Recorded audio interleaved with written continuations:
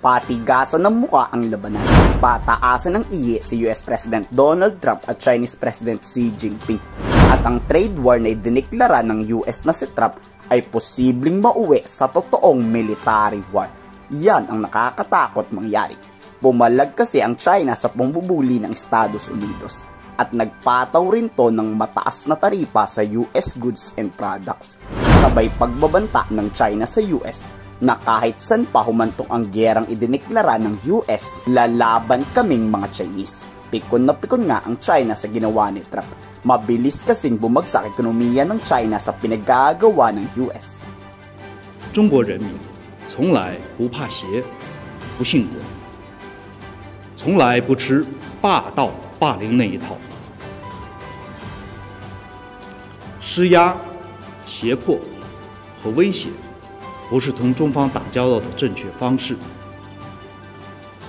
对中国搞极限施压，那是找错了对象，打错了算盘。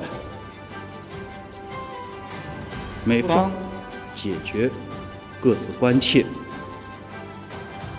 美方如果别有所图，执意打关税战、贸易战或者别的什么战，中方将奉陪到底。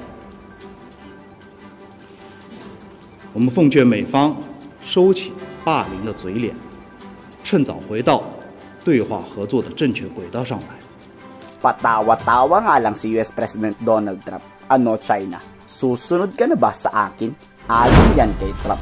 Kung gusto nga ng China iurong ng US ang trade war, matuto daw rumispeto ang China at respetuhin to ang Pilipinas maging ang Taiwan at iba pang mga karatig na bansa.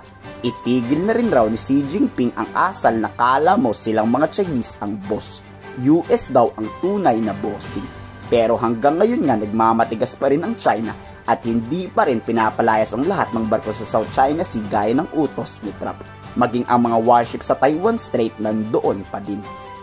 All we're doing is putting it back in shape. We're resetting the table. And I'm sure that we'll be able to get along very well. I have great respect for President Xi. He's been, in a true sense, he's been a friend of mine for a long period of time. And I think that we'll end up working out something that's very good for both countries. I look forward to it. Mr. President, China... Kayo, sa tingin nyo ang trade war na to hahantong sa military war?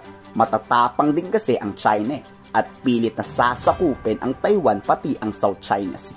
Ano sa palagay nyo? I-komento sa baba ang inyong salobin.